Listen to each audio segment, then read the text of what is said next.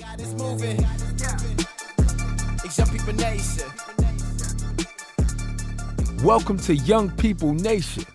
Listen to us weekly as we commit to bring transparency, healing, and truth to the everyday situations in life that might bring you down. Join us for your weekly dose of inspiration. Thank you for listening to Young People Nation. Make sure you subscribe so you never miss an episode. And now, here's your host, Eugene and Donna Perry. Let's go. Christ is the foundation. Know his word gon' lead us. Know I'm already going. Taking steps I believe in. Giving guidance to the youth. Giving guidance to the lost. Giving the world to the project. Lead them back to the cross. Good afternoon. I'm Eugene Perry. And my name is Donna Perry. Today's guest is Dr. Rosetta Parker Austin, licensed professional counselor, certified professional counselor supervisor, and certified forensic mental health evaluator. Well, welcome, Dr. Austin. Welcome back. Thank you. Yes, you're welcome anytime. With this wisdom you're dropping with Young People Nation and our community, we have been on the subject of depression, and we've talked about it and what it looks like in the age groups. And so in this session, we want to discuss the different types of depression. What are the common types of depression? Okay, there are actually 6 types of depression. There's major depressive disorder. This is the kind of depression that lasts for more than 2 weeks. There's dysthymia. This is a long-lasting type of depression. This person can feel like they're always down. This can last for years. There's bipolar depression, type 1 and type 2. This type of depression, the person can have their mood can swing from one really down to a manic state where they're just on 100. So there's also psychotic depression, where some people could confuse it with schizophrenia, but it's actually a person start having psychotic episodes during this depression. There's also the postpartum depression, where a woman who's just had a baby, it happens in about 15% of women after childbirth. And then there's seasonal affective disorder. A lot of people call it winter depression, when the seasons changed. Wow, I never knew that. I never knew about the seasonal depression. I did want to look back again at that bipolar disorder and how a person can go from 1 to 500 within a few seconds. Is a bipolar depression is for a person that's if they're in a low state, a person with bipolar depression can be there for a couple of days and just be in a low space, or a couple of weeks. And then all of a sudden their mood would swing and they're just up in the middle of the night cleaning or just not sleeping, or they're having a manic session. And that can last for a few days, and then they swing back to being depressive. Wow. So when we look at bipolar, it looks different, or either they could just be in a low state, and then they could go to a state where they barely want to get out of bed, and they're a really low state and almost suicidal, and then they'll come back up to baseline where they're just in a moderate depressive state. So bipolar looks different. You know, that term is used quite often on all your TV shows and try to explain different behaviors, and nobody really knew what it was. But they know now. It is, and a lot of it's misused because everything is not bipolar depression. Only about 2% of the American population actually have depression, bipolar depression. Okay. Do you take medicine for that? They do take a person with bipolar depression, type 1 or type 2, can take medication, and it's a chemical it's basically a chemical imbalance. With bipolar depression, they could take a regular medication, and then depending on how often their mood swing, a doctor may prescribe an additional medication to help them with their moods, to help them stabilize. So it's not such a go from a depressive state to a massive drop off and then a big back upswing. So it just depends. But from the psychotic depression, bipolar depression, and major depressive disorder, sometimes there will be medication involved. Postpartum, there might be medication involved. But that's where it's important to make sure that when you're going to a clinician, make sure you go with the primary care doctor first. Okay. Because some of them may just be hormone based. Okay. And you might not need a medication for the depression. Some depression could just be treated with therapy. That's where it's good to work with your therapist to see what works best for you. Mm-hmm. What about people who, in their mind, they say, I can't afford a therapist? There are treatments out there for people that may be just on Medicare or Medicaid. Mm-hmm. There are certain things they just have to search and see what is available for them.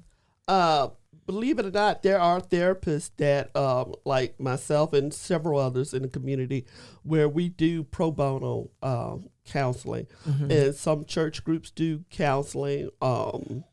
There's certain community nonprofit organizations that offer counseling. So even if you can't afford therapy, that doesn't mean not to look for it, because there are other resources available. Okay, awesome.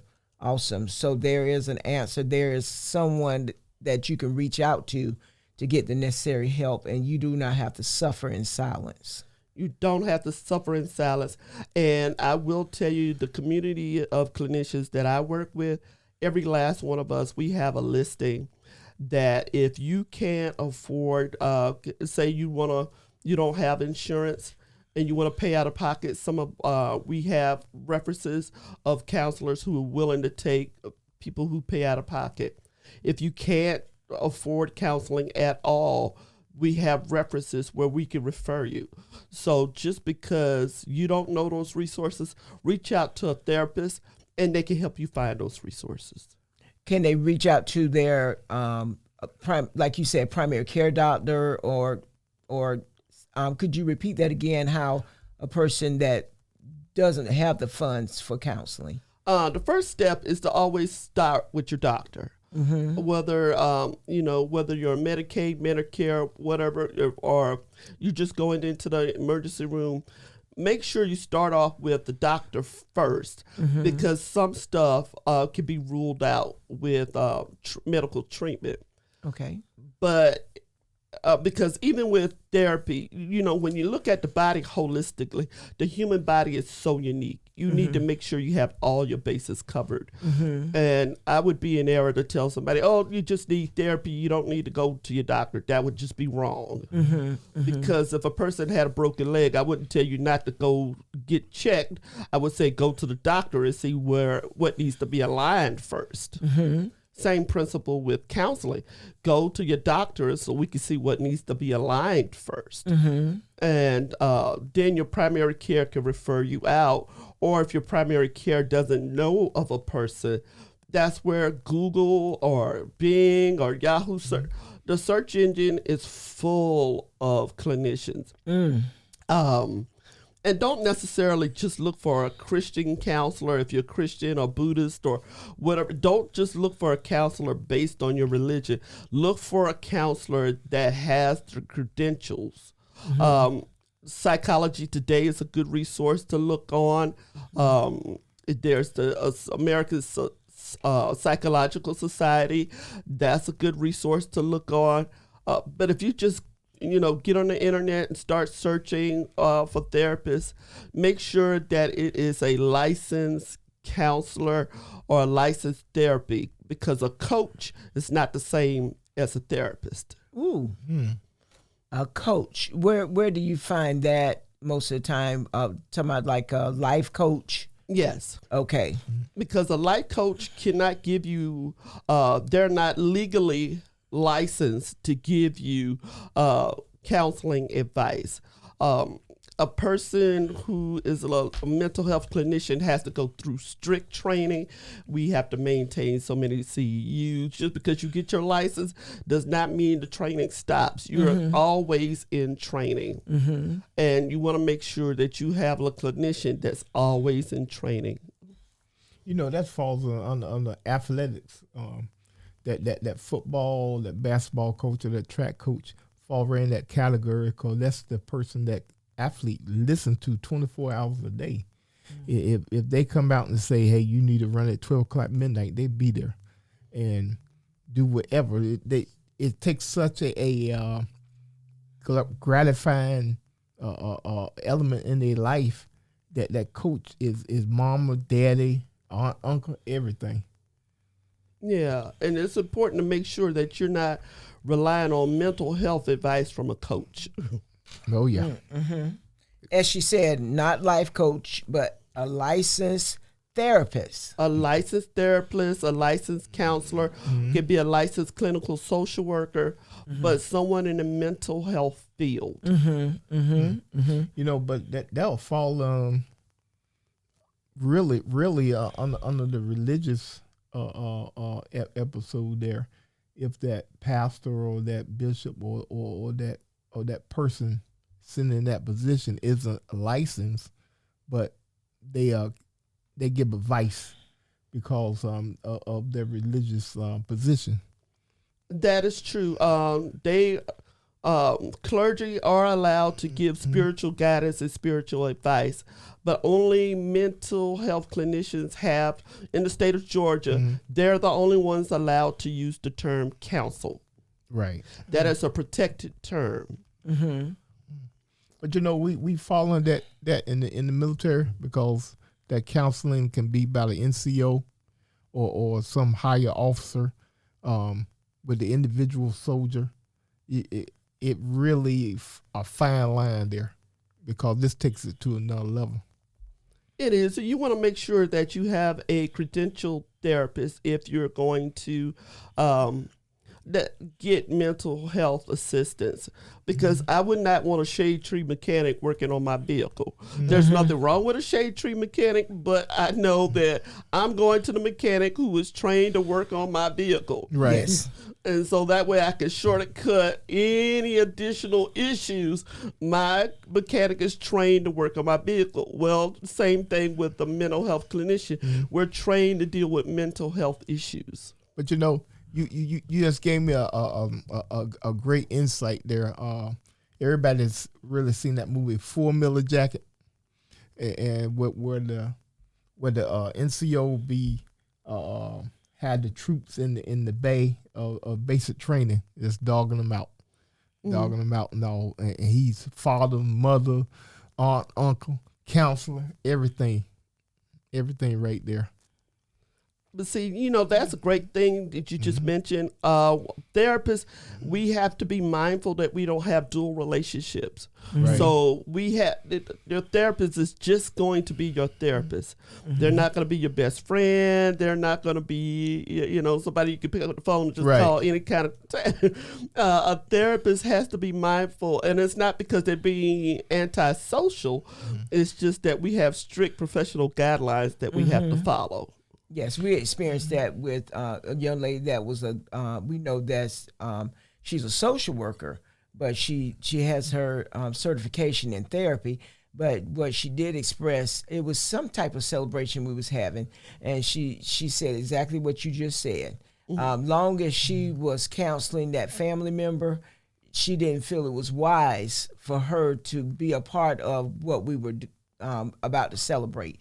So you just nailed that. Yes. So that would throw it out.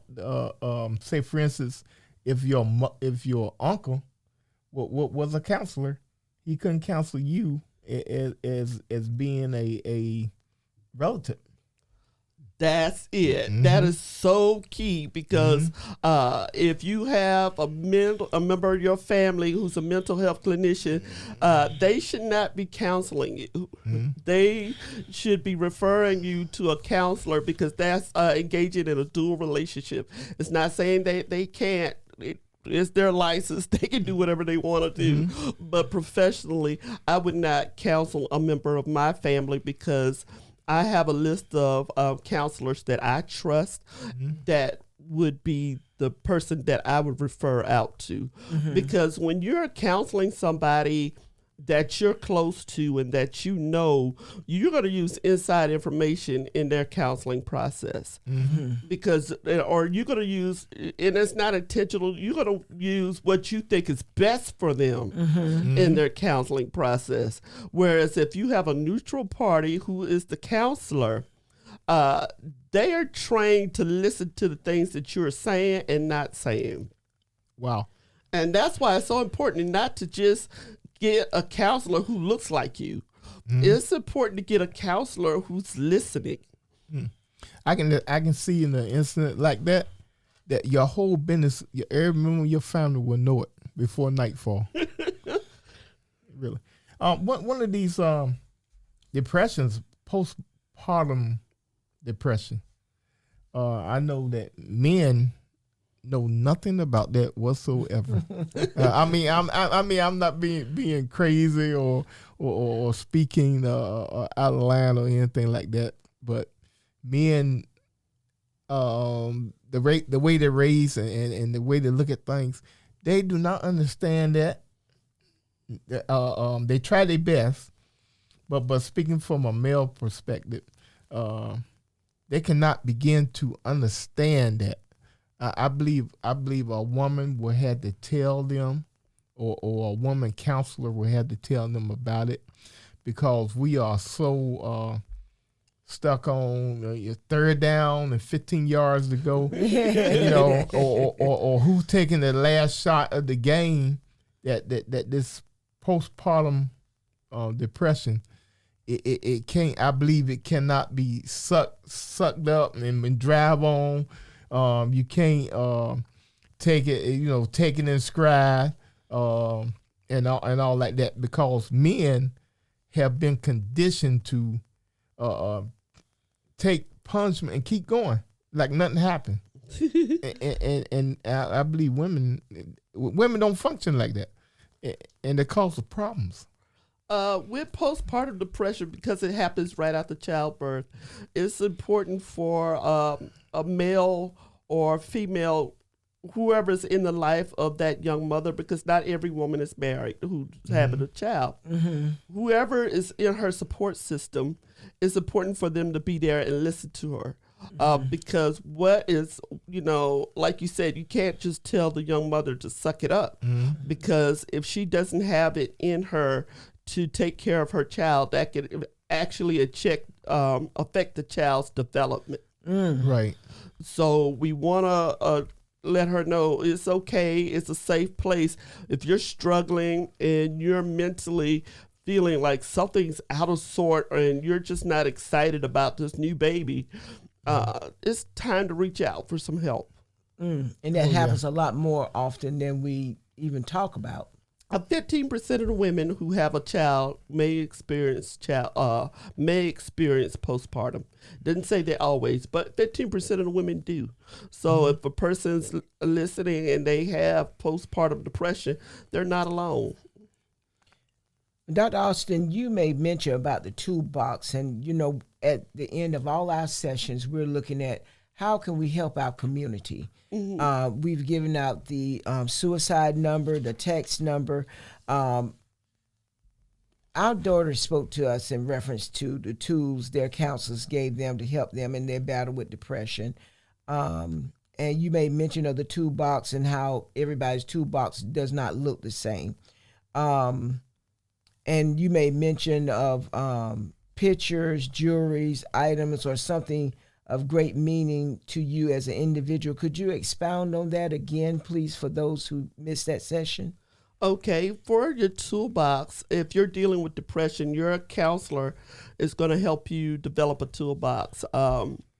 For example, if I know you're a loner, then I'm gonna help you. But you're a loner and you like projects. I'm gonna tell you to put projects in your toolbox, so that way when that depression moment hits, you're not stuck. You have something to look on to help you cycle out of that. If you are a person who loves family and you're a family-oriented person, I'm going to encourage you to take family photos and put them in your toolbox, because that's going to remind you do have something to live for. And so I will tell you to put that in. But some things we could do that's universal to everybody's toolbox is make sure we're not stress eating. Watch what you're eating, because some foods can be triggers. So that's where, remember I said about making sure you go to your doctor first? Yes. They'll know what to test for. So sometimes for everybody, eating right, should be in everybody's toolbox. Yes. Exercise should be in everybody's toolbox. Now, you might not go out there and run a 3 mile. Oh, yeah. But you can walk, instead of sitting down and watching TV. Because believe it or not, sitting down, watching TV, if you are dealing with depression, you're going to be tempted to just eat.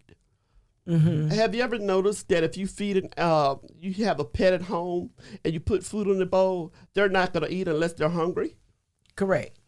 Whereas human beings, when we're dealing with depression, sometimes we'll just eat for no reason at all. No, that's me.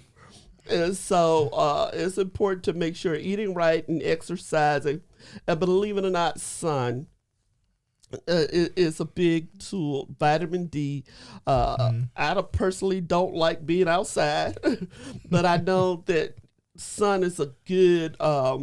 That vitamin D is good for your body. So you might not be out there long. Walk to the mailbox, come back inside, especially since we just came out of COVID and everybody should try to get back out. Yes. Just, even if you don't walk to the mailbox, walk to the end of your road, come back. And just that little boost will give you some adrenaline to help you cycle out of that depression state. And maintain that, and everybody should have that support system. So even if you're single, you don't have family, find somebody, find a support group, find a book club. There's book clubs. Join a gym. Do something that gets you out and gets you moving. Change of atmosphere. A lot. Change your atmosphere. And stay away from toxic people and situations. That applies to everybody. Yes, across the board. Across the board. That's universal things in your toolbox. Because you don't have to be somebody's garbage can. Don't allow people to dump their trash into you, and then you suck it in, and then you're still constantly in that dark space. Yes. Music is a universal. Whether you like classical music, modern pop. Sometimes in the religious community, we're like, oh, you can only listen to this kind of music. Find a nice jazz. Yes. Like our community have this jazz festival that's outside on Sundays. It's free. Go. Yes. Yes. Do something that gets you moving. Yes. Do not. What I've kept hearing, and the word that registers, isolation. Isolation. Get yourself out of isolation. Exactly. Whatever that looks like for you, get out of isolation. Yes. I know sometimes for myself, and sometimes you can be dealing with depression and not even realize it. But I'll tell my husband, I just need a break. I need us to drive up to Charlotte for just a weekend. I'm not talking about spending no money or nothing. I just need a different atmosphere, and it's like my whole everything is refreshed. Yes. Whatever that was the hold down, it's not there no more. Yeah, give yourself something to look forward to. Yes. I'm gonna do it. I believe in enjoying life and life to the fullest. The good Lord bless us to wake up every morning, so let's get it. Exactly. It doesn't matter. Maybe it's not a trip to Charlotte. Maybe it's a trip to the grocery store. Yes. if that's what's gonna get you out of the house and give you a change of atmosphere, go for it. Yes. So just start small. Don't try to tackle something so big. I tell my goddaughters all the time, how do you eat an elephant? And they say, how do you eat an elephant? I'm like, yeah, you eat it one bite at a time. Yes. Coming out of depression is one bite at a time. Wow. So just enjoy the small milestones. Yes. It doesn't have to be big. Yes. It doesn't have to be something that everybody can applaud. Just something that's just yours. Yes. Yes. And Love enjoy it. Yes. Yes. And embrace that moment. Embrace it. And one thing I'm learning, don't look at and not measuring anything with myself or with my husband or with you or anyone in the audience of depression. But what I'm learning to do is not look at what I didn't get the opportunity to do, I can't do, or I have no control over the past, but look at what is in front of me and what I got to do today, right now, today. Yes. I got today. Yeah. What does the Bible tell us? Tomorrow has enough trouble of its own. Talk about it. Oh, yeah. The Apostle Paul said, whatever state I'm in, I'm learning to be content. Yes. So we could just learn to appreciate our portion. Yes. And stop comparing ourselves to everybody else. Yes. Life would be so much easier. Yes. And I believe in as the older community, we can pass that on to our younger community that will help them with the peer pressures, the insecurities. And we have to be more transparent, because I must say, meeting you and your level of transparency really helped me in the state I was in at the time we came here to Augusta. And so I know God placed you in my life. And so you never know your level of transparency and how it really helps a person. You sharing your absolute truth, never blaming no one else, but hey, this is my truth, and then you get to look at yourself, you be like, well, Darren, you ain't got it so bad after all. So, you're going to be okay. But I believe if we pass it on to our young people and help build our young people and with a positive, and just embrace them and love them and not judge them. I've just really, that's just a passion of mine. Yes. Once you get to talking with them and they share with you what has been part of their story, you're like, wow, okay, that's why you're like that. Okay. Wow. Yeah.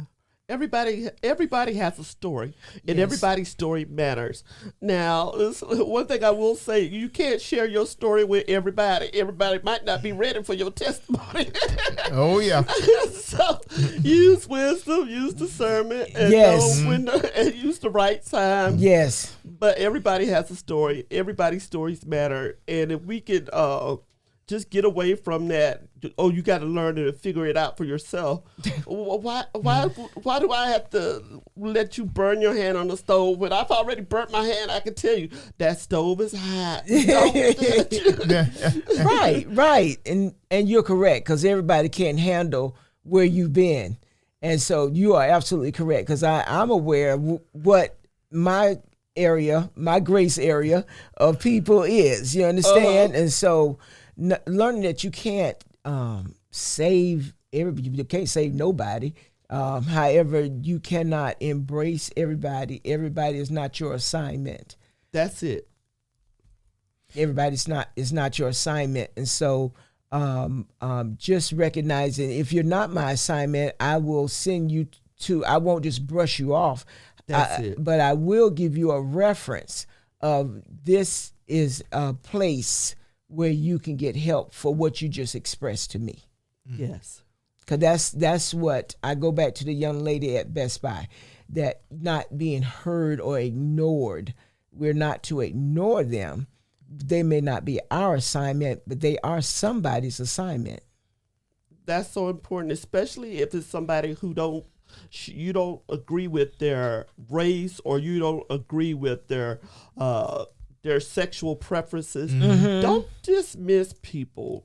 That's You it. know, we hear all the time, with loving kindness have I drawn thee. If we could just show some loving kindness, Yes.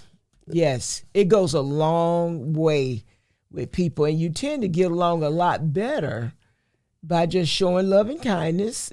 And I'm speaking from being a parent of adult children, grown women. Excuse me, ladies, if y'all listen, but but adult daughters that learning to listen, and they may not want your advice or anything. They're going through a situation. They just want to talk with you, and so just listen and be that arm of love. And if they ask you, you give the best wisdom you can. However, always point them to the professions. Exactly. It's okay to say, I don't know. Yes. Well, ladies, I'm gonna speak for the men, and Okay. y'all can really help us out here, Okay. because we don't understand. We are like cavemen and robots, and is if it's not sports, we don't know what's going on. Premenstrual depression. I came from raised with men, with boys, men and all, and didn't have no sister present, so I don't know anything about premenstrual depression, and a lot of times men get in trouble. And say the wrong thing, and then they leave for 2 or 3 days, and it's safe to come back in the house because they didn't put their foot in their mouth. I'm sure that it's one of those cliches, don't suck it up and keep moving type of thing. How can men be supported during this time? Talk about it. Well, if you have daughters, just or nieces, just or either a spouse, just be sensitive because the hormones are everywhere. Right. And so because the hormones are fluctuating during that premenstrual cycle, premenstrual time is not a taboo time. It's just a reminder to be sensitive. If you kind of start learning the cycle, so when you start paying attention to the days on the calendar, just like she's paying attention to the days on the calendar, that'll help you stay out of trouble because you already know 3 to 7 days prior to the start of the menses that the hormones are going to start fluctuating and the attitudes might start flying. So that's not the time to go back at her like, look, just because you got an attitude, I don't mean, it's like, no, just let's give each other some grace. Give each other the same grace that you would want God to show you. So is that a good time to bring flowers or be support, like take over the chores that well, I won't say chores, but every man should know how to clean the house and do things around it. Would that help out? Well, I'm just going to say it's unique to the individual. Find out what works for that woman, because some women might be control oriented and she might not want you helping with the house. Okay. So find out what works for that particular young lady, or what works for your daughter, or what works for your niece, and then you do that. Okay, guys, y'all being saved from being locked out. So I'll pay attention to that last one right there. Well, okay. Well, that wraps up this session. Thank you again, Dr. Austin. Thank you for having Standing me. applause. Yes, All yes, right, all yes, yes. Awesome, awesome. I tell you, I am really amped because I've just gained some extra wisdom on depression and what it looks like in our age groups and different things. And this will definitely not be your last time. Several times. But but any closing remarks? Well, remember, there's always hope. You're not lost, and there's always a way to find your way out of the hole, to find your way to a new life in this green. And we also would like to give out the National Suicide Prevention Lifeline. That number is 800-273-8255. Again, that number for the National Suicide Prevention Lifeline is 800-273-TALK, TALK. We also have a crisis text line. Text HOME to 741-741. Again, text HOME to 741-741. The crisis text line provides free 24/7 mental health support via text. But Dr. Austin, is there any closing remarks or anything you have to say as well, ma'am? I would just say, hope again, believe again, dream again. Tomorrow is another day. Give yourself the gift of tomorrow. All right. This has been Young People Nation. Christ is the foundation. Know his word gon' lead us. Know I'm already going. Taking steps I believe in. Giving guidance to the youth. Giving guidance to the lost. Give the world to the project. Lead them back to the cross. He the #1 prospect. He the top boss. I was broke, I was empty. He the one that paid the cost. Really thought that I was cool. There was nothing like the savior. Now it's time for the truth. The whole world been waiting. It's Young People Nation. It's Young People Nation. It's Young People Nation. It's Young People Nation. It's Young People Nation. It's Young People Nation. It's Young People Nation. The whole world been waiting. Whatever you going through, I know what he gonna do. Don't matter the circumstance, we going back to the root. Keep going, keep going. Let that seed keep growing. You need peace and we know it. Now it's time to live holy. Young People Nation. You know what time it is. Young People Nation. Get ready, the time is here. Get ready, we vibing here. We about to let God in here. Young People Nation. It's Young People Nation. Yeah, do it for the heavens, you know where we going. Influenced by his love, you know we gotta show it. It's time to put the youth on to what God is doing. Cause I can tell you now, right now, that God is moving. It's Young People Nation.